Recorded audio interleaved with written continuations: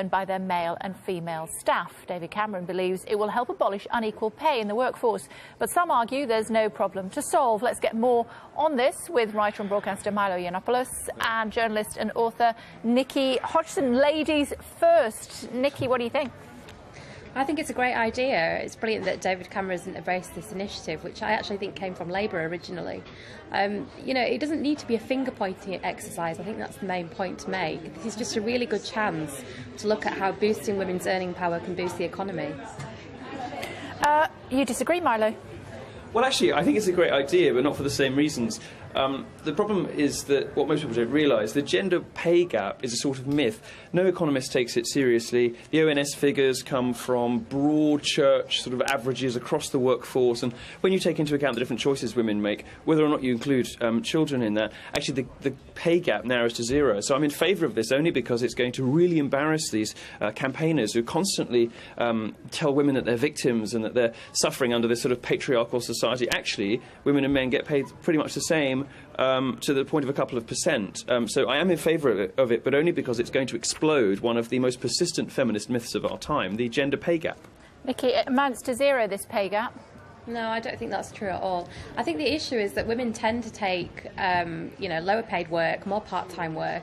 In these kinds of companies, that's not the case. But what it is going to show is how women are not very good at pushing themselves forward sometimes in the corporate environment, and they really struggle to ask for what they're worth. And that is a problem for all of us, because ultimately that, you know, affects the economy, it affects the earning potential of these companies. Milo, the latest figures, percentages suggest that the gender pay gap currently stands at 19.1%, which means a woman on average earns 80p for every pound a man earns. Well, the Office for National Statistics figures are based on 1% of an average right the way across the industry, so they don't take into account the different kinds of jobs people are doing, so really they're effectively meaningless. But there's a very simple question that demonstrates why this, the whole debate is nonsense and why the pay gap is a ridiculous sort of fabrication. And it's this: if women are doing the same work for less money, why aren't companies full of women? Why aren't employers going out actively seeking women? Well, they don't, and they don't for some of the same reasons that you know, women take different sorts of roles and different part-time roles. Women don't work as long hours as men do, even if they don't have children. They take longer holidays. They don't make as much money for their firms. They don't work the same overtime. So we can't really expect them to be compensated the same as men when they don't work as hard. Now, that's not, you know, I don't mean that to sound, you know, unkind about women. Women simply have different priorities in life. Most women want a more balanced life. They want time with their family. They want to do hobbies. They want more time away on holiday. They don't want to put in the work that those sort of obsessive, aggressive, you know, sort of goal-oriented male professions sometimes demand. The law, for example. Women just aren't really interested in devoting their whole life to work in that way. And the very broad brush figures from the ONS simply reflect that. What they don't show is that a woman going to the workplace is going to be paid less than a man for the same. In fact, under the age of 35 in the UK and the US, women are paid more in the same sorts of roles, and they're 2 to 1 more likely to get jobs in science and maths because employers are so desperate to hire women. Nikki, he's not generalising at all there about how hard women work.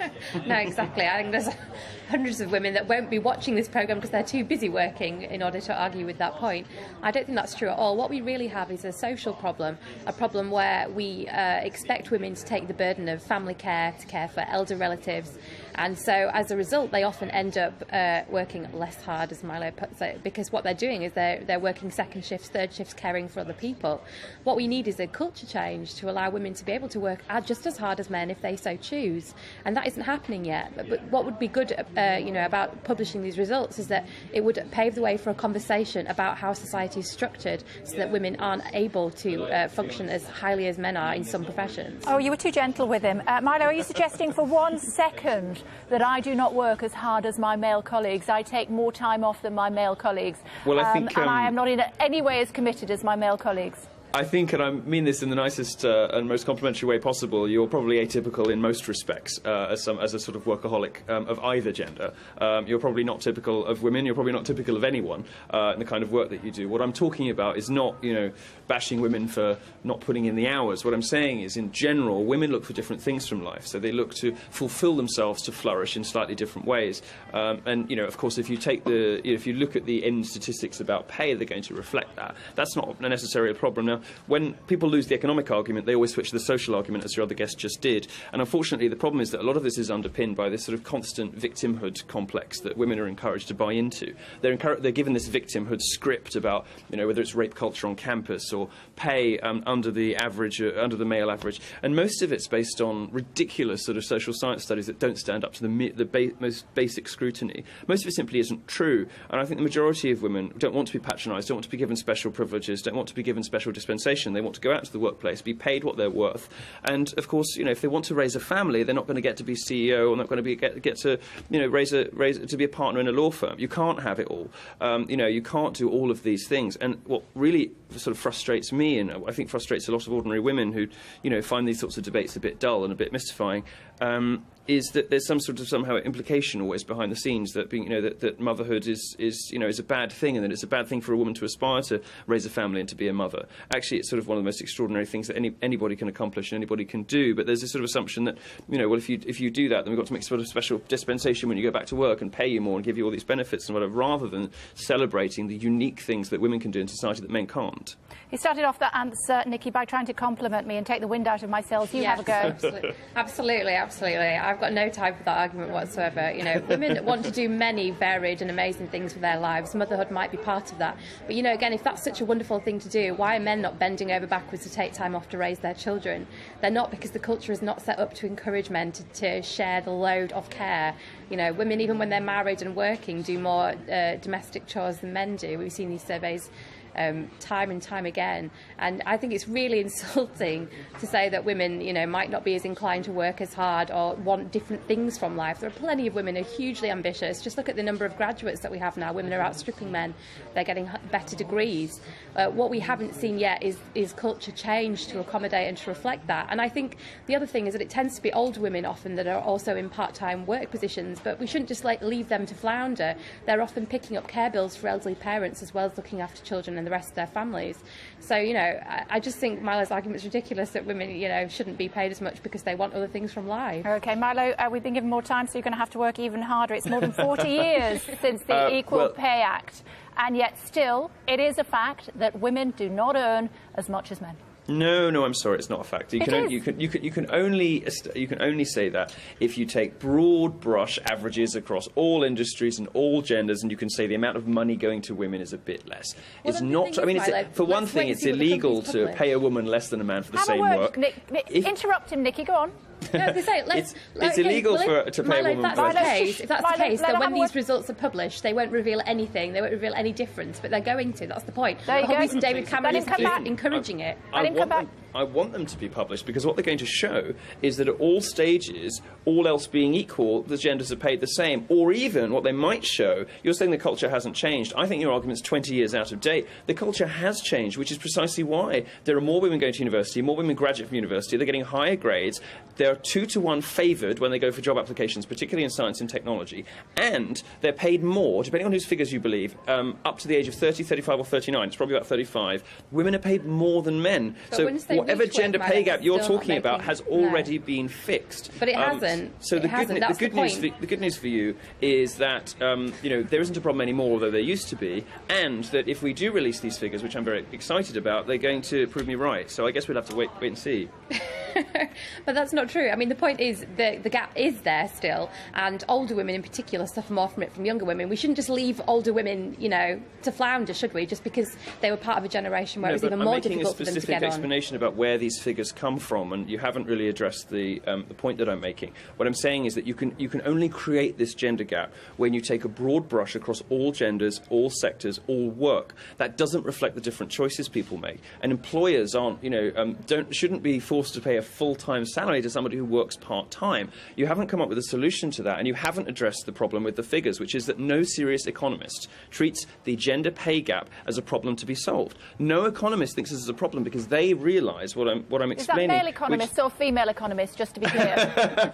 Well, I mean, where I get most of my figures on this from is from a feminist female academic, Christina Hoff Sommers at the American Enterprise Institute in the US, who looks at the figures from the UK and the US, and she does a broad survey of all economists, I'm sure sure of all genders, but my source for this sort of stuff is generally Christina Hoff Sommers. So she is a female feminist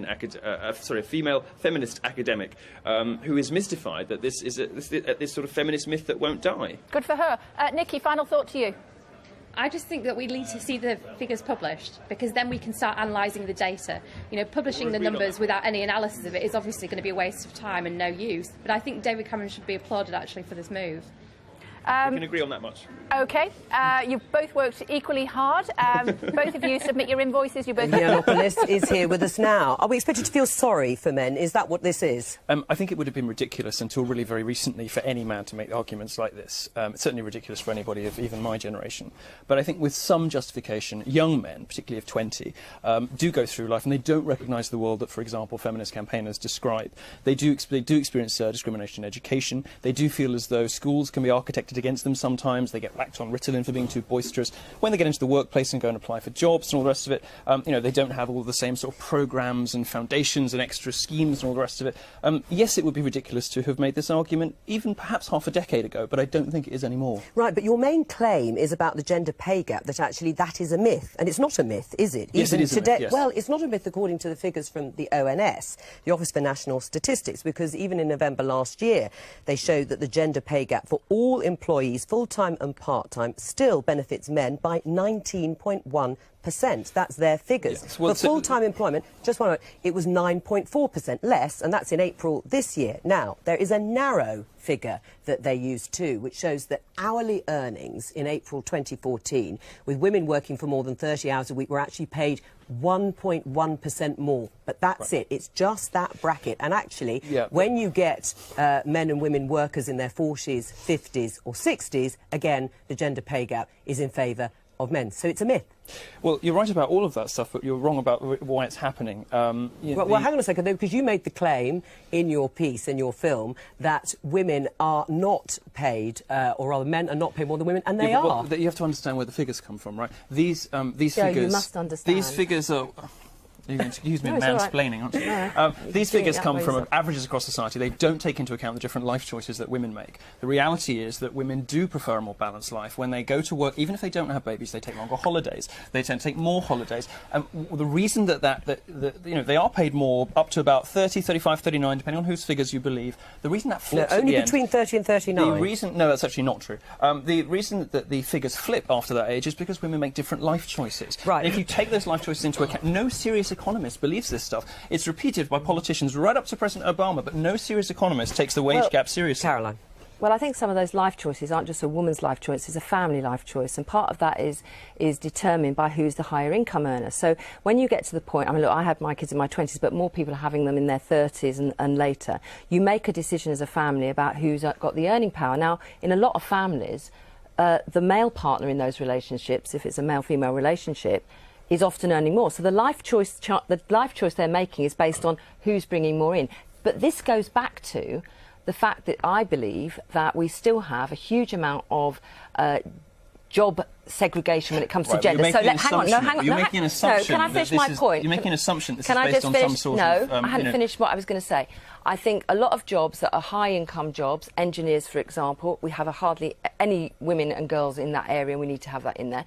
Often in school, the choices that are put in front of girls are for the less-paid jobs and professions. If you look at the number of women... Hang on, if you look at the number of women who work in health and social care compared to men, it is much higher, and there's often a low value and a pay value. Should we be advertising those to men? So what I think is the way to address this, some professions are over. I think the way to address this is about tackling the way in which boys and girls are encouraged to go in certain jobs. I would actually say that actually one of our problems in our schools is what we're seeing is actually working class kids less likely to end up in the higher paying professions. That worries me an awful lot, and that's where I do think working class boys are often losing out. But there is also, not really a class issue. It's the pay over, You're making it's part of the class issue that you don't get into the jobs that pay the highest paid wages. Well, let Milo come out. So, I mean, Milo, one of the things you do mention, which is